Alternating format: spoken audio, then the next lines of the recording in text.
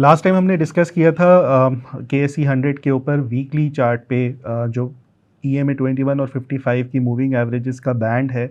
आप लोगों को याद हो, ये मैं पहले से बताता हुआ आ रहा था कि ये EMA 55 जो है ये एज अ सपोर्ट एक्ट करेगी। हमने देखा उससे नीचे कभी भी क्लोजिंग नहीं आई और वहीं से बहुत स्ट्रॉन्ग हमने लास्ट 2 वीक्स में देखा कि बड़ी स्ट्रॉन्ग कैंडल्स बनते हुए EMA 21 को भी ब्रेक करके ऊपर सस्टेन करी हैं। सो ये बहुत अच्छी इंडिकेशन है, ये आपको शो कर रहा है डायनामिक आपकी बुलिश ट्रेंड की इंडिकेशन है। सो राइट नाउ जब तक ये इससे ऊपर ट्रेड कर रहा है या इसके बीच में ट्रेड कर रहा है, हम यही कंसीडर करेंगे कि ट्रेंड आपका अकॉर्डिंग टू दीज EMAs ये बुलिश है।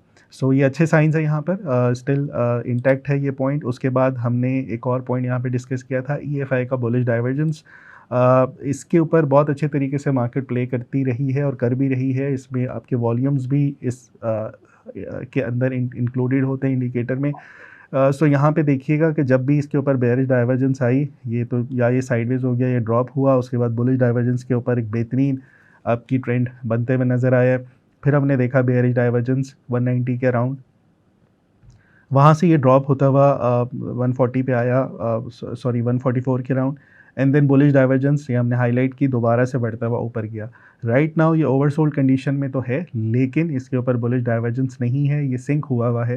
सो स्टिल ये इंटैक्ट है। जब तक यहाँ पे बेयरिश डाइवर्जेंस नहीं आती, इसका ये मतलब है कि हम एक और यहाँ से बाउंस एक्सपेक्ट कर सकते हैं। सो ये इंडिकेशन भी स्टिल इंटैक्ट है कि ये अच्छा पॉइंट है। उसके बाद हमारे पास क्लिंगर का ऑसिलेटर है। इसकी भी सिग्निफिकेंस मैं बता दूं, जब जब तक ये क्लिंगर की वीकली के ऊपर क्रॉस ओवर हुआ है, बहुत ज़बरदस्त तेज़ी या बुलिश सेंटीमेंट मार्केट में देखने को मिला।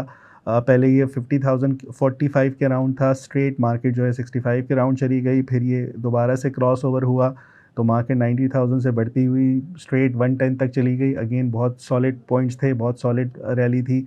फिर दोबारा से इसका क्रॉस ओवर जब हुआ तो मार्केट 121 या 125 से बढ़ती हुई सीधा नॉन स्टॉप 166 के राउंड चली गई थी।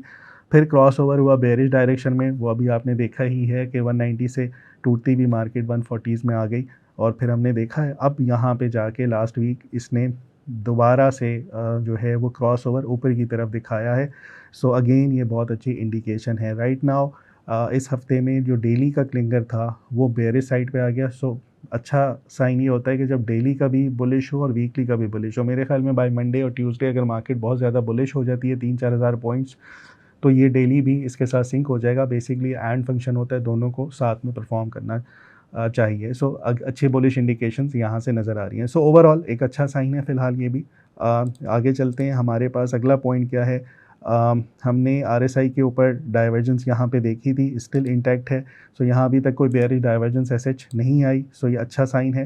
फिर उसके अलावा मार्केट जो है अब वो ट्रेंड करना शुरू हो गई है, चूँकि अब फ़िलहाल गैप्स नज़र आ रहे हैं, इसलिए हम इसको अगर लाइन चार्ट पे देखें तो मार्केट ने आपकी यहाँ पे पहला हायर हाई यहाँ पे प्रिंट किया है, ये आपका हायर हाई चल रहा है, या मार्केट आपकी बाय डेफिनेशन ट्रेंड में आ चुकी है। So series of consecutive higher highs and higher lows, ये डेफिनेशन होती है आपकी ट्रेंड की। राइट नाउ आपका हायर लो प्रिंट हो रहा है इस टाइम जब फ्राइडे को मार्केट चल रही है और हम रिकॉर्ड कर रहे हैं इसको। सो ये मोस्ट लाइकली आपका हायर लो है।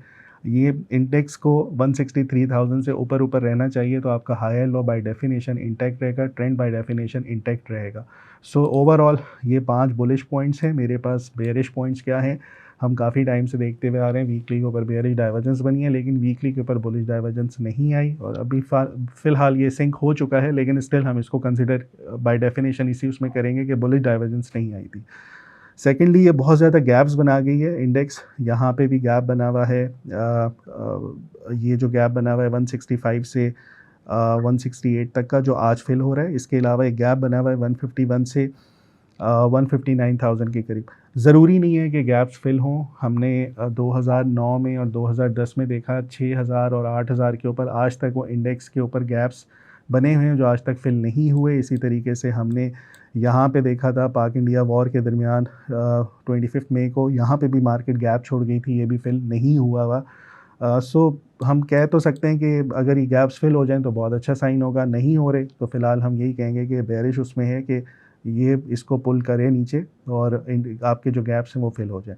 अच्छा, हम बुलिश इंडिकेशन में तो बुलिश ट्रेंड के ऊपर तो हमेशा से देखते हैं कि फिप की क्या रिट्रेसमेंट है, लेकिन बेयर पॉइंट ऑफ व्यू से देखें, ये जो मार्केट ड्रॉप हुई थी 190,000 से लेके 144,000 तक, इसकी जो फिप की रिट्रेसमेंट है बेयर साइड के ऊपर जो मार्केट में बाउंस आया है वो अराउंड गोल्डन पॉकेट या गोल्डन जोन के ऊपर आया है, जो 0.5 और 0.61 के ऊपर है, और मार्केट इसी ऊपर सस्टेन कर रही है। सो इसका ब्रेक होना बहुत ज़रूरी है 175,500 का। अगर तो ये ब्रेक हो जाता है, सो हम आय करेंगे कि बहुत इजीली मार्केट जो है वो दोबारा से 190s को जाके टेस्ट कर दे। राइट नाउ ये अच्छी स्ट्रॉन्ग रेजिस्टेंस इस जोन के ऊपर आई है, रिजेक्शन है, इससे ऊपर की क्लोजिंग नहीं थी, और उसके बाद ये दोबारा रिजेक्ट होने के बाद इसके अंदर ट्रेंड इस जोन के अंदर जो है वो ट्रेड कर रहा है।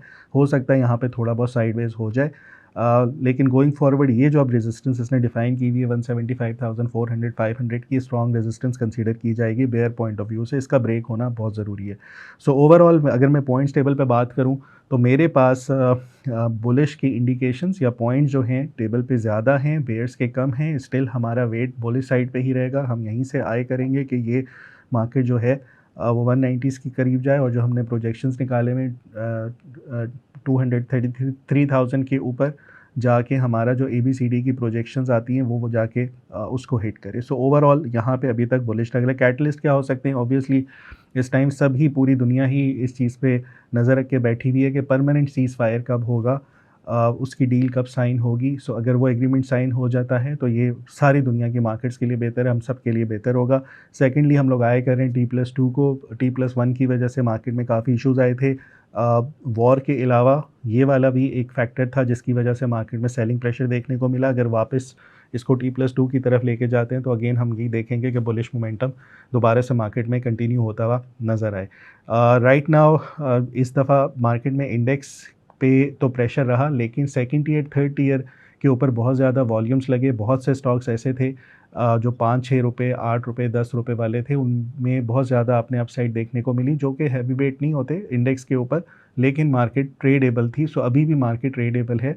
स्टॉप लॉस के साथ अगर आप ट्रेड करते हैं, जो मेरी भी कॉल्स आ रही होती हैं सेहतवराज इक्विटीज़ के ऊपर, और उनकी टीपीज़ अल्हम्दुलिल्लाह राइट नाउ हिट हो रही हैं। सो अगर आप उनके क्लाइंट हैं तो आप वहाँ पे भी उन कॉल्स को फॉलो कर सकते हैं। स्टॉप लॉस को ज़रूर कंसीडर करें क्योंकि मार्केट बहुत ज़्यादा वॉलेटाइल है, एक दिन ऊपर होती है एक दिन नीचे। सो स्टॉप लॉसेस ज़रूर लगा के ट्रेड करें।